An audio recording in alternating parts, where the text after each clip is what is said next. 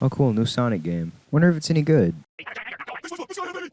What the fuck was that? Guess it wouldn't be a Sonic game if I wasn't truly disappointed, I guess. This game's a mess, man. There's enough here to stop me from calling it bad, but there's like too much holding it back for me to call it any good.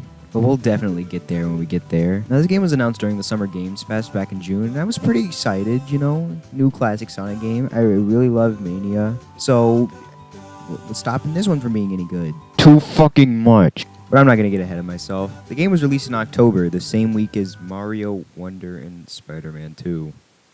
Huh. Most likely due to these games and the price it was selling for, the game performed below expectations when it first released. It doesn't help that the team behind it, Arzest, is a bit controversial.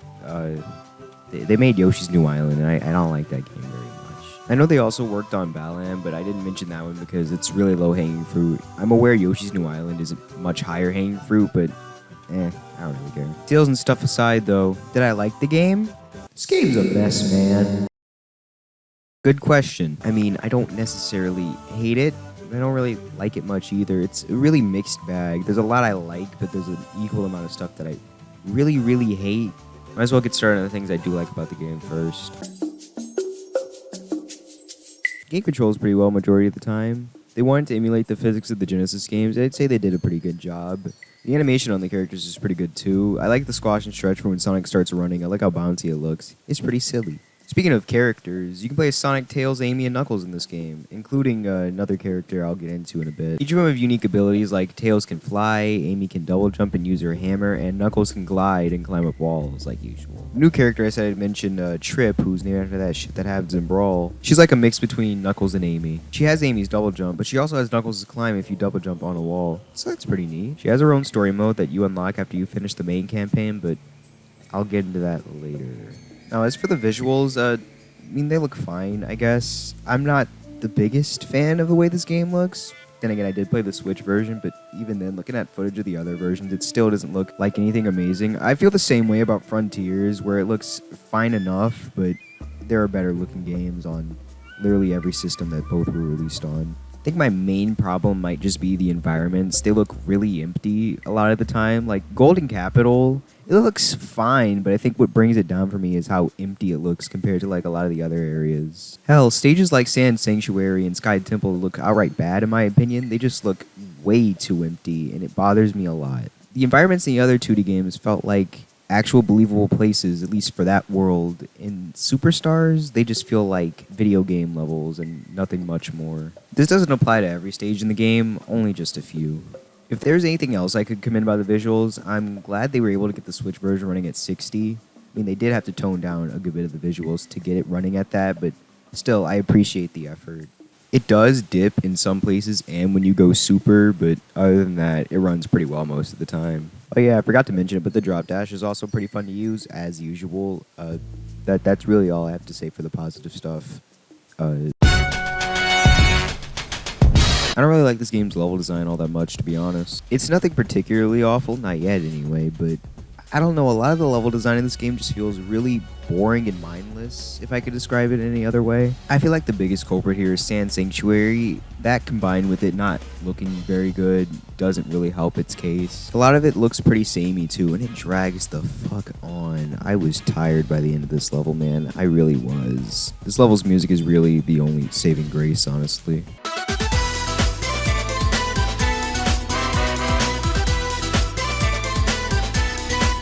Oh yeah, I should probably mention the music. Much like the game itself, it's a mixed bag. Sometimes it's really good, and sometimes it is...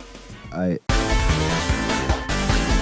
shit, this is hot garbage. The music was done by T. Lopes, who also did the music for Sonic Mania, and Jun Sonoe, who's done the music for a lot of Sonic games, like the critically acclaimed Sonic 4. And I think it's really funny that you can easily tell who did what. Since I'm on the topic of audio, the sound mixing in this game is really not good at all. Some sounds are just way too loud, like way louder than they really should be.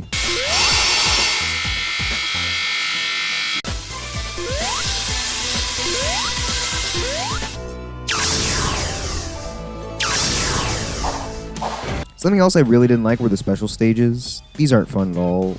Essentially, pressing and holding the A button will let you lock on to certain things like rings, boosters, and blue spheres in order to catch the emerald.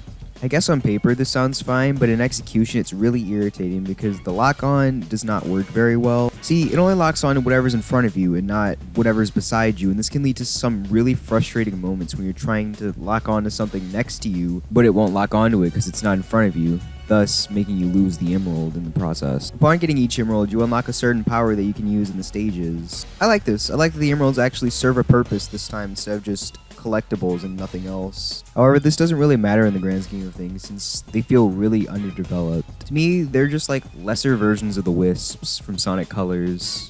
one's literally the Burst Wisp from the DS version. Honestly, it was my favorite one to use. It's really easy to get to high areas with it, and it just looks cool.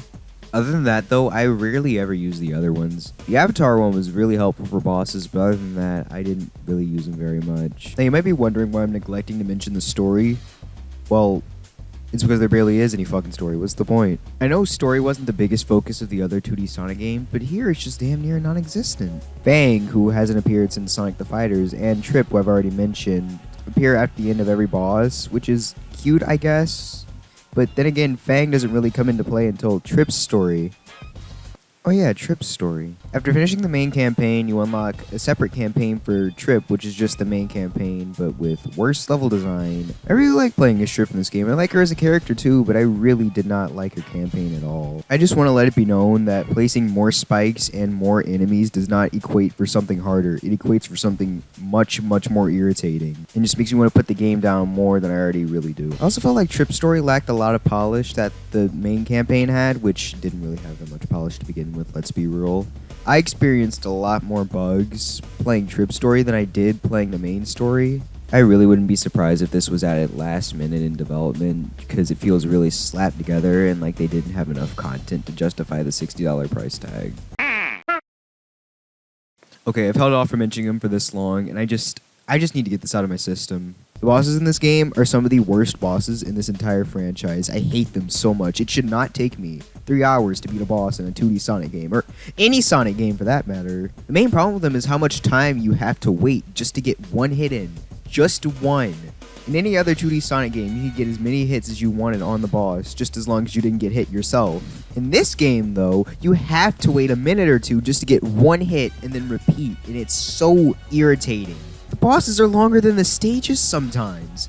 That's not how it should work. The true final boss that you unlock after beating the main campaign in Trips is the worst boss in any of these mainline games. I hate it so much. Yeah, Eggmans and Fangs are pretty bad, and I'm sorry if you expected me to go on a tangent about Fangs. I wanted to, but I really don't feel like it right now. But at least those don't have RNG like the final boss does. By RNG, I mean Tails and Knuckles will appear to give you rings every so often, and apparently Amy and Trip too, but I never saw them.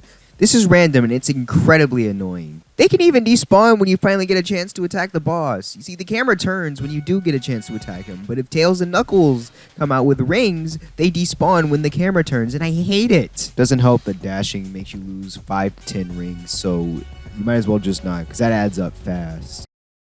Okay, I think I've said everything I wanted to about this game. I really wanted to like this game. I genuinely wanted to like this game, but there's so much holding it back.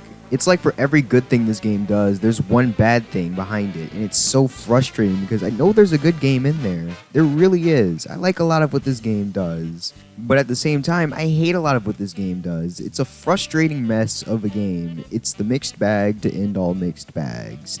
I find it kind of sad I was disappointed by the game I didn't expect I'd be disappointed by, yet wasn't disappointed by the game I thought looked like shit. I guess that's just how it is. My opinion, I'd say buy Mario Wonder over this game, or Rayman Origins and Legends. Those are really great games too. This one's not really worth it. Maybe on sale, but nah. Oh yeah, if you're wondering why I didn't do a video on Frontiers when that came out, I forgot. Sorry.